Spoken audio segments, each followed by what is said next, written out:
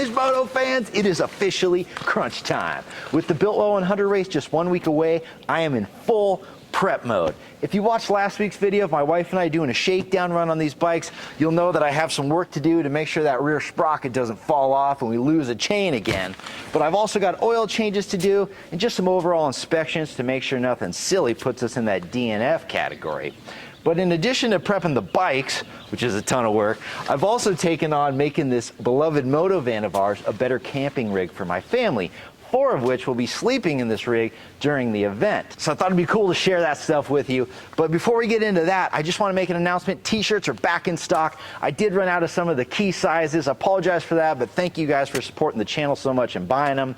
They're back. They're ready to ship out. If you want to help me move out that big box of shirts I just bought, please feel free to go to wheelhousegarage.co/swag and buy one for yourself. This video is going to have some sweet new products, which I'll put links to in the description. It's all budget friendly, so hopefully that'll help you guys if you're building a rig like this. All right, let's get into some of the rad projects I've been working on this van. This is a 2001 Ford E350 Econoline extended van. It's got some cool history. The original owner was Ben Bostrom, AMA Superbike champ, also flat track champ.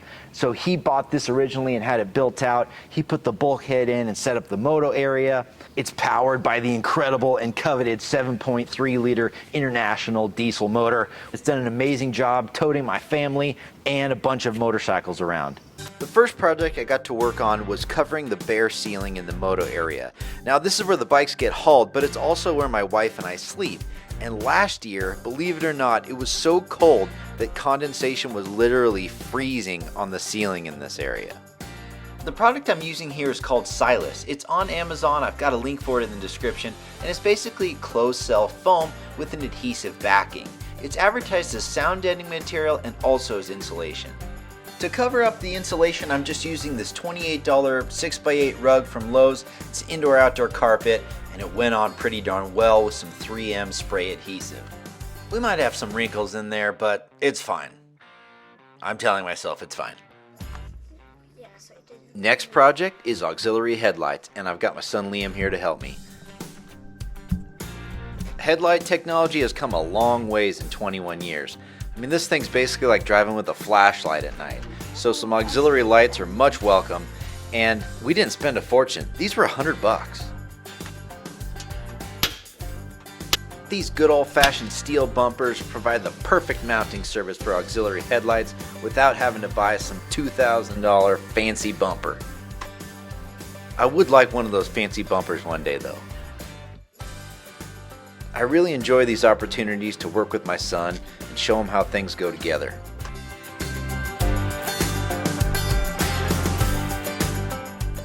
Oh yeah.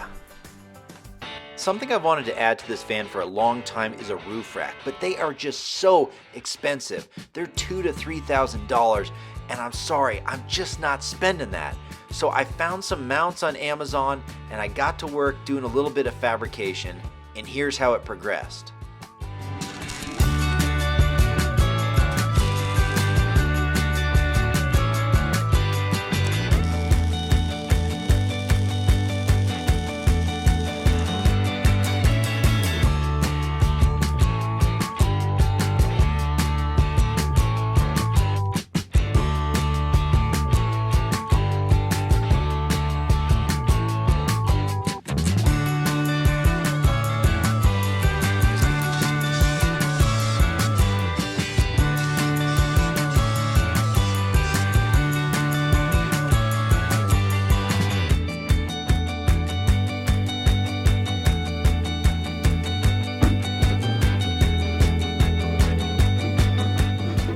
I found this roof rack on Amazon for under $300, so with the mounts and the steel, we're under $400 for this whole thing.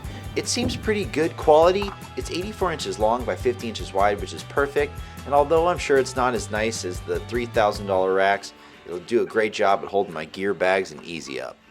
So in order to prevent freezing overnight like we did last year, I went ahead and got one of these diesel heaters. This unit is from Vivor. They were nice enough to set me up with it, and it really works well. I'll go ahead and show you how I installed all the plumbing and how it works. The actual unit will sit outside the vehicle and burn diesel to create heat. The warm air generated by the heating element will be pushed via a small fan into a duct, which I'm directing into the back of the van.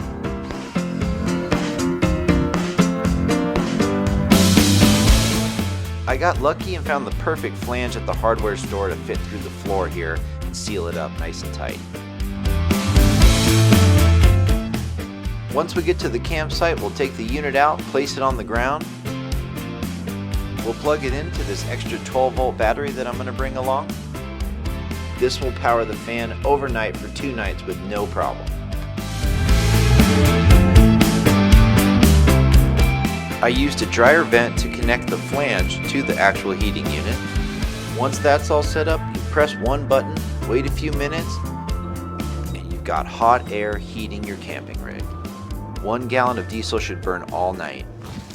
Another awesome product that Viver sent me is this portable power station. This thing is awesome. It's lithium ion powered, so it's super light, easy to tote around. It's got USB ports, Type C. You charge it with AC or the cigarette lighter. It also has DC outputs over here and AC. So this is gonna keep all my camera equipment, the kids' iPads charged up for the whole weekend while we're gone.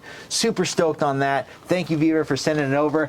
There's a couple of really cool items that unfortunately didn't quite arrive in time for this video, so you'll have to wait until next week to see both of these installed.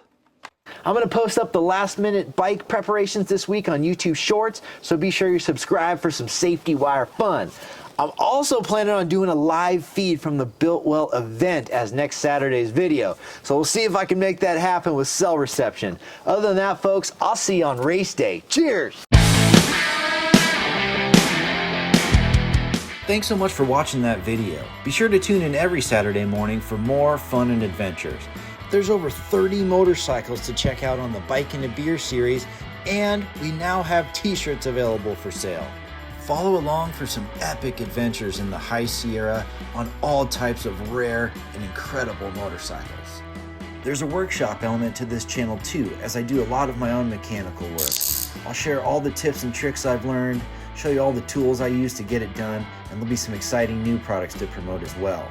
So join in every Saturday morning, and don't forget to subscribe, like, and turn on notifications. Thanks.